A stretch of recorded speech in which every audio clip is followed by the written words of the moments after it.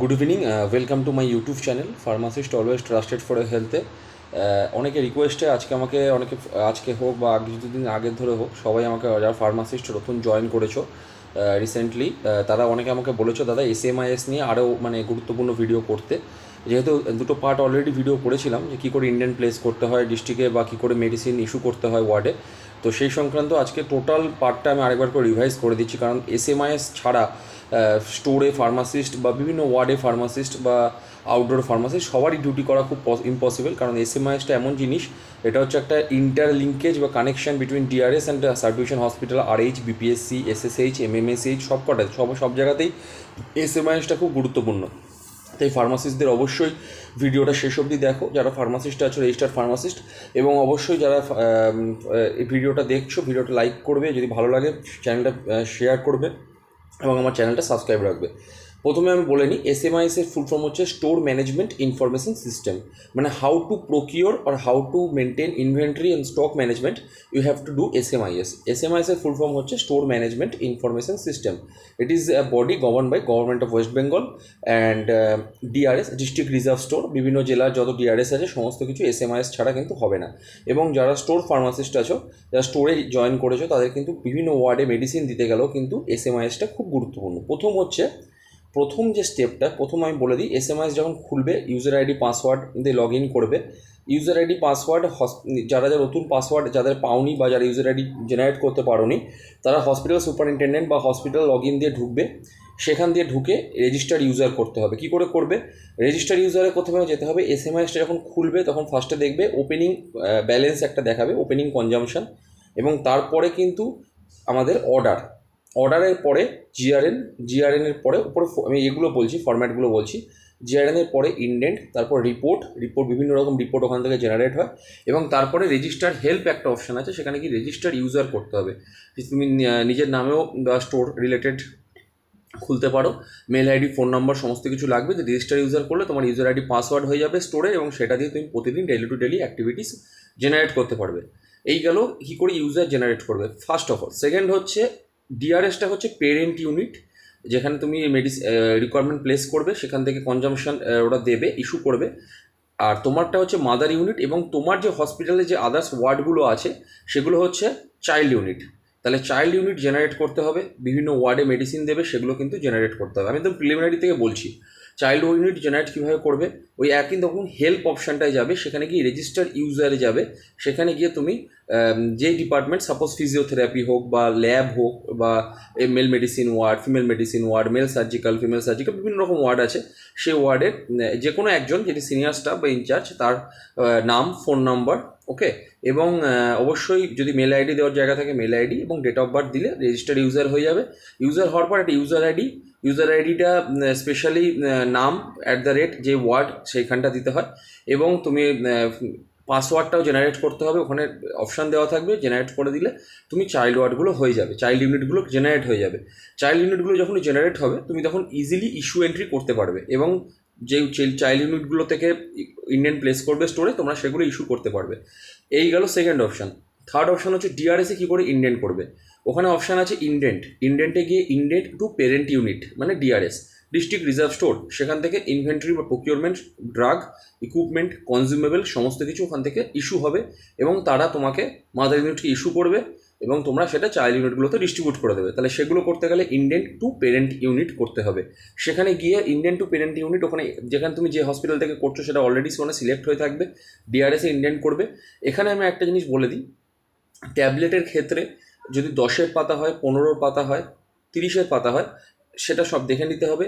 Box থাকলে ইঞ্জেকশনের ক্ষেত্রে box of 10 অ্যাম্পিউলস, box of 20 অ্যাম্পিউলস, এরকম দেওয়া থাকবে, বক্স অফ 50 অ্যাম্পিউলস, 1 বক্স কন্টেন্ট কত ট্যাবলেট, সব কিছু ইউনিটগুলো কিন্তু জেনারেট করার আগে, মানে ইন্ডেন্ট করার আগে ইউনিটগুলো কিন্তু সবসময় দেখে নিতে হবে। মানে 10-এর পাতা যদি হয়, তাহলে এখানে দেখা থাকবে 1 ইউনিট অফ 10 স্ট্রিপস, তাহলে 10-এর পাতা। আবার যদি ইন্ডিয়ান করো 10 বক্স, তাহলে কিন্তু সেখানে 10 বক্স মানে এক বক্সে ধর 10টা ট্যাবলেট আছে, মানে এক বক্সে 10টা আছে, তাহলে 10 × 10 = 100, তাহলে এখানে হবে ইন্ডিয়ান কোয়ান্টিটি 10 × 10 100। এইভাবে ইন্ডিয়ান করতে হবে। ওখানে 4 রকমভাবে ইন্ডেন্ট করে যায়: ড্রাগ জেএসএসকে, ইকুইপমেন্ট জেএসএসকে, আদার কনজিউমেবল জেএসএসকে। ড্রাগের ক্ষেত্রে ক্যাট আছে, নন ক্যাট, দুটো আইটেমই ইন্ডেন্ট করতে পারবে। ইকুইপমেন্টের ক্ষেত্রে ইকুইপমেন্ট ক্যাট, ইকুইপমেন্ট নন ক্যাট। ইকুইপমেন্ট জেএসএসকে ও ক্যাট, ইকুইপমেন্ট জেএসএসকে নন ক্যাট। আদার কনজিউমেবল ক্যাট, আদার কনজিউমেবল নন ক্যাট। আদার কনজিউমেবল জেএসএসকে, আদার কনজিউমেবল জেএসএসকে নন ক্যাট। সবেরই ক্যাট নন ক্যাট আছে, এবং প্রিন্টেড কিছু স্টেশনারি আইটেমসের ক্ষেত্রেও ক্যাট এবং নন ক্যাট থাকে। তাহলে এগুলো ইন্ডেন্ট করে নিলে, ইন্ডেন্ট প্লেস হয়ে গেলে ইন্ডেন্ট একটা নাম্বার জেনারেট হবে, সেই নম্বরটা সেভ করতে হবে, পরপর ইন্ডেন্ট করতে হবে। যখন অ্যানুয়াল রিকোয়ারমেন্ট বা কোনো সময় রিপোর্ট জেনারেট করতে হবে, সেখান থেকে তুমি এক্সেলে আরামসে রিপোর্টটা জেনারেট করতে পারবে। এখানে ইন্ডেন্টগুলো প্লেস করা আছে। এই গেল ইন্ডেন্ট প্লেস। এবার যখন ডিআরএস মেডিসিন দেবে বা ইকুইপমেন্টস দেবে, তখন কিভাবে তোমরা সেটা বের করবে? রিপোর্টে যাবে, রিপোর্টে গিয়ে দেখবে GRN receive from different unit.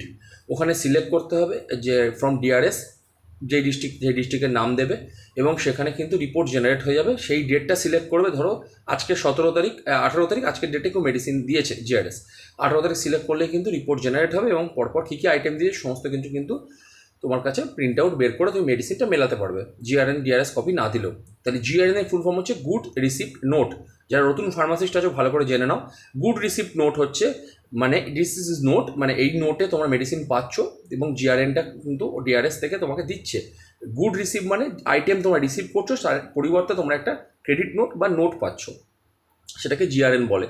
Next হচ্ছে আমরা এটা ইন্ডেন্ট হয়ে গেল পেরেন্ট ইউনিট। এইবার যেই আইটেম বা ইকুইপমেন্ট বা কনজিউমেবল ডিআরএসে অ্যাভেলেবেল নেই, ডিআরএস ইন্ডেন্ট করেছো, ইন্ডেন্ট করার সময় কিন্তু অবশ্যই দেখবে অ্যাভেলেবেল আইটেমগুলো দেখে ইন্ডেন্ট করবে। যেগুলো ডিআরএসে অ্যাভেলেবেল আইটেম আছে সেগুলো ইন্ডেন্ট করবে, নন অ্যাভেলেবেল আইটেম ইন্ডেন্ট করে কোনো লাভ নেই, কারণ ডিআরএস এগুলো তোমাকে দেবে না। নেক্সট, তোমরা যখন চাইল্ড ইউনিটগুলোতে ইস্যু করবে ড্রাগ ইকুইপমেন্ট, ওরা যদি নন অ্যাভেলেবল আইটেম থেকে ইন্ডেন্ট করে, তোমার স্টকে কিন্তু নেই ওটা, তাহলে নট ইন স্টক করে তোমাকে ইস্যু এন্ট্রি করতে হবে।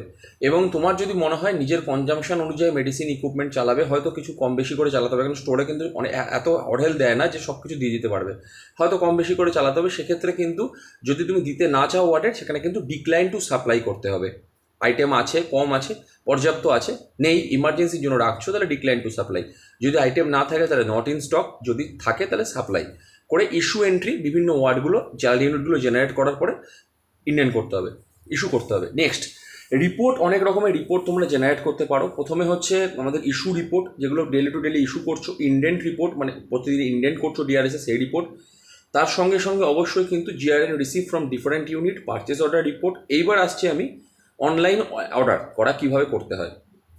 আমাদের ক্ষেত্রে যে আইটেমস ডিআরএসে থাকে না, সেই আইটেমগুলো তোমরা অনলাইনে কী করে অর্ডার করবে, এবং অনলাইনে অ্যালটমেন্টগুলো কী করে দেখবে, কত টাকা তোমাদের হসপিটালের জন্য অ্যালটমেন্ট করা আছে, সেটা প্রথমে দেখতে গেলে প্রথমে করতে হয়। এর মধ্যে অক্সিজেনটাও বলছি আমি, মেডিকেল গ্যাসেস ইনক্লুডিং অক্সিজেন, সেটাও কী করে অর্ডার করতে হবে অনলাইনে, সেটাও সমস্ত কিছু এইবার বলে দিচ্ছি থার্ড পর্যায়ে ভিডিওয়ে। প্রথমে তোমরা অর্ডার অপশানটায় যাবে, দেখবে প্রথমে ওপেনিং কনজামশনের পাশে অর্ডার অপশানে কী করতে হয়, প্রথমে প্রি অর্ডার এন্ট্রি ক্যাট। ওকে, প্রি অর্ডার এন্ট্রি করবে। প্রি অর্ডার যখন এন্ট্রি করছো, আমি অক্সিজেনেরটাও বলে দিচ্ছি। অক্সিজেন যদি অর্ডার করতে হয় তাহলে মেডিকেল গ্যাসেস ইনক্লুডিং অক্সিজেন করে প্রি অর্ডার এন্ট্রি করবে। ওখানে ইউনিট থাকবে, ভেন্ডার ইউনিট থাকবে, ইউনিট ভেন্ডার থাকবে, দুটো থাকবে, বিলে এগুলো সবই থাকবে। এবার ওগুলো ওখানে প্রি অর্ডার করার পরে প্রি অর্ডারটা সেভ করতে হয়। আর যদি কোনো অ্যালটমেন্ট থাকে, সে অ্যালটমেন্টটা তোমরা ওখানেই দেখতে পারবে। কোনো ড্রাগসে অ্যালটমেন্ট আছে, ইকুইপমেন্টে অ্যালটমেন্ট আছে, তোমরা দেখতে পারবে। প্রি অর্ডার এন্ট্রি করার পর কিন্তু purchase order entry cat item করতে হয়। প্রি অর্ডার এন্ট্রি যে আইটেমটা এন্ট্রি করবে, সেটা ওখানে purchase order entry cat item যখন করবে অটোমেটিক রিফ্লেক্ট করবে। সেখানে কী করতে হয়, ব্যাচ ডিটেলসটা করতে গেলে বার স্ক্যানার ইউজ অ্যাজ বার স্ক্যানার, ওটাকে ক্লিকটাকে উঠিয়ে দিতে হবে, দিয়ে তোমরা ব্যাচ ডিটেলস এন্ট্রি করবে।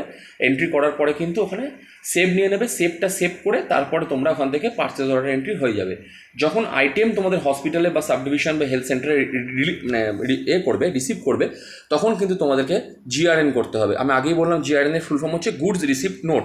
জিআরএন যখন করবে তখন জিআরএন এগেনস্ট স্টেট সাপ্লাই আর এগেনস্ট ওন প্রকিউরমেন্ট। যদি নিজে অর্ডার করো তাহলে জিআরএন এগেনস্ট পারচেজ অর্ডার মানে ওন প্রকিউরমেন্ট সেভ করবে, ওখানে সিলেক্ট করবে ওন প্রকিউরমেন্ট সিলেক্ট করে। জিআরএনের সবসময় যখন জিআরএন করবে, যেসব বিল আসবে, যেই বিলগুলো অক্সিজেনের বিলের ক্ষেত্রে চালান থাকবে, বিল থাকবে, original copy, duplicate copy, ট্রিপ্লিকেট copy, সমস্ত কিছু থাকবে। কিন্তু যখন জিআরএন করবে ইনভয়েস বিলটা কিন্তু দেখতে হবে, এবং ওখানে কিন্তু ইনভয়েস অ্যামাউন্টটাও দেখতে হবে, তার সঙ্গে অর্ডার নাম্বার দেখতে হবে, সব কিছু মিলিয়ে নিতে হবে, ব্যাচ নাম্বার, ম্যানুফ্যাকচারিং, এক্সপায়ারি, সমস্ত কিছু তোমাকে বারকোড স্ক্যানারটাকে উঠিয়ে আবার জিআরএন করতে হবে, আইটেম ডিটেলসটা দিতে হবে, batch details, manufacturing details, expiry details দেওয়ার পরে সেভ নেবে, এবং তারপরে কিন্তু জিআরএনটা হবে। এবং জিআরএন নাম্বারটা কিন্তু অবশ্যই জিআরএনে 2 কপি প্রিন্ট নেবে। প্রথমে একটার সাথে পারচেজ অর্ডার, মানে যেটা দিয়ে অর্ডার করেছো, জিআরএন কপি থাকবে, চালান দিতে হবে, ডুপ্লিকেট, ট্রিপ্লিকেট, অরিজিনাল বিলগুলো কিন্তু সমস্ত কিছু অ্যাকাউন্টে প্রসেসিং করতে হবে, সেটাও কিন্তু ফার্মাসিস্টই করবে, স্টোর ফার্মাসিস্ট। নেক্সট এটা হলো বিল অর্ডার করা, জিআরএম করা। এরপরে যদি আইটেম তোমরা ডিআরএসে নেই, ওখানে জিআরএম করে অর্ডার করলে, বিল প্রসেসিং করার পরেও সমস্ত আইটেম নিলে, রিসিভ করলে হসপিটালে, কোনো আইটেম ওয়ার্ড থেকে অ্যাডভার্স ড্রাগ রিয়াকশান হচ্ছে বা কোনো ইউনিট থেকে তোমাকে ফেরত দিতে চাইছে, কারণ এই ড্রাগটা ফেরত না, মানে কোনো রকম প্রবলেম হচ্ছে বা ব্যাচটা কোনো রিগার হচ্ছে বা কোনো রকম পেশেন্টের প্রবলেম হচ্ছে, তাহলে তোমরা ডিআরএসে রিপোর্টিং করবে কী করে?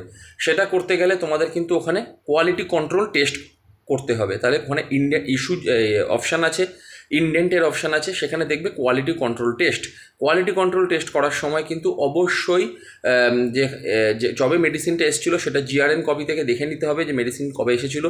কোয়ালিটি কন্ট্রোল টেস্ট করার সময় রিমার্কসে কিন্তু লিখতে হবে the items consumption in the ward but creates problem বা ক্রিয়েট ব্যাচ প্রবলেম, যা প্রবলেম তোমাদের ডক্টর, মেডিকেল অফিসার বা ওয়ার্ড ইনচার্জ রিপোর্টিং করবে, সেটা করে কিন্তু কোয়ালিটি কন্ট্রোল টেস্ট করতে হবে। কোয়ালিটি কন্ট্রোল টেস্ট করার মানে রিপোর্টটা জেনারেট করার পরে ওখানে দেওয়ার পরে ওই কোয়ালিটি কন্ট্রোল রিপোর্ট যখন তোমার ডিআরএস থেকে সেই রিপোর্টটা দেবে, সেই রিপোর্টটা প্রিন্ট আউট করিয়ে সিনিয়র মেডিকেল অফিসার বা সুপারিনটেন্ডেন্ট স্যারকে ওটাকে সিগনেচার বা অথেন্টিকেট করিয়ে ওটা রেখে দিতে হবে। এরপর নেক্সট হচ্ছে ব্যাচ। কোয়ালিটি কন্ট্রোল টেস্ট করার পরে হচ্ছে স্টক ক্লিয়ারেন্স। অনেক সময় কি হয়, অনেক আইটেমস আমাদের হোম পেজে দেখাচ্ছে এক্সপায়ার্ড হয়ে গেছে বা স্বাভাবিকভাবে কনজামশন হয়নি, তখন আমরা কীভাবে ওটাকে স্টক ক্লিয়ারেন্স করব? স্টক ক্লিয়ারেন্স করার কিন্তু উপায় হচ্ছে, অনেক সময় অনলাইনে মেডিসিন দিয়েছো, দাওনি বা ম্যানুয়ালি দিয়েছো, সেটা তো স্টক থেকে যাচ্ছে, স্টকে থেকে গেলে কিন্তু স্টক ডিটেলসে দেখাচ্ছে, তাহলে আমাদের উপায় কি? স্টক ক্লিয়ারেন্স করতে হবে। স্টক ক্লিয়ারেন্স করার সময় অবশ্যই কিন্তু আইটেম ক্যাট সিলেক্ট করবে, ড্রাগ ইকুইপমেন্ট থাকলে ইকুইপমেন্ট, যেটা মেশিনারিজ থাকলে স্টেশনারি ইকুইপমেন্টস, কনজিউমেবল যাই থাক, যখনই ওটাকে মাইনাস করতে যাবে স্টক ক্লিয়ারেন্সে কিন্তু ব্যাচ ডিটেলসটা দেবে। ব্যাচ ডিটেলস দেওয়ার পরে রিমার্কসে কিন্তু লিখতে হবে যে আইটেম কনজামশন হয়েছে কিন্তু ম্যানুয়ালি সাপ্লাই করা হয়েছে বা আইটেমসে এরকম প্রবলেম হয়েছে, তখন কিন্তু ওটা লিখে ব্যাচ স্টক ক্লিয়ারেন্স করতে হবে, এবং অবশ্যই স্টক ক্লিয়ারেন্স প্রিন্টে কিন্তু সিনিয়র মেডিকেল অফিসার বা হসপিটাল সুপারিনটেন্ডেন্টকে দিয়ে অথেন্টিকেট করেই রাখতে হবে। এরপরে তোমাদের ফেসিলিটিতে যদি আরও ইউজার কিছু জেনারেট করা হয় বা কোনো মেডিসিন তোমার কাছে নেই, অন্য ইউনিটে আছে, সেটাও কিন্তু ইন্ডিয়ান টু এনি ইউনিট করতে হবে। ইন্ডিয়ান টু পেরেন্ট ইউনিট মানে ডিআরএস, ইন্ডিয়ান টু এনি ইউনিটে করলে মেডিকেল কলেজ হোক বা এসডিএইচ, এসএসএইচ, আরএইচ, বেসিস সবই চলে আসবে। ওখান থেকে কিন্তু ইন্ডিয়ান টু এনি ইউনিট করার পরেও কিন্তু ওই একইভাবে ড্রাগ, যে ট্যাবলেটের ক্ষেত্রে স্ট্রিপগুলো দেখে নিতে হবে কতর পাতা, ইঞ্জেকশন কতর বক্স, হয়তো 20 বক্স হয় তাহলে ওখানে 1 করতে হবে। যদি তোমার 20 মানে 400 লাগে, তোমার ওখানে 20 বক্স হলে তাহলে 20 × 20 করতে হবে। কারণ তোমার যদি 200 লাগে তাহলে 10 ইন্ডিয়ান করতে হবে। বক্সটা দেখে নিতে হবে। ইঞ্জেকশনের ক্ষেত্রে আমি বারবার বলছি, কতটার বক্স হতে পারে, কতর প্যাকিং, ট্যাবলেটের ক্ষেত্রেও তাই, ক্যাপসুলের ক্ষেত্রে, ইঞ্জেকশনের ক্ষেত্রেও তাই, ইকুইপমেন্টের ক্ষেত্রে যেগুলো একটা প্যাকেটে কত থাকে, তো 50টা থাকলো তাহলে 100টা তাহলে 2, এরকম করতে হবে। সব কিছু কিন্তু বক্স অনুযায়ী প্যাকিংগুলো দেখে নিতে হবে। এই গেল আজকে এসএমআইএসের সেকেন্ড ফেজ, ভালো করে বুঝিয়ে দিলাম। এরপর আমি সিস্টেমে খুব সুন্দর করে আরেকবার করে তোমাদের, এটা জাস্ট ইন্ট্রোডাক্টরি ভিডিও ছিল, second part. So thank you so much. Pharmacist join করেছো, ভিডিওটা দেখতে পারো, এবং যারা কাজ করছো তারাও যদি মনে করো যে আমার কোনো ভুলভ্রান্তি আমি বলছি, কমেন্টস করতে পারো, আমি তোমাদের রেসপন্স করবো। Thank you.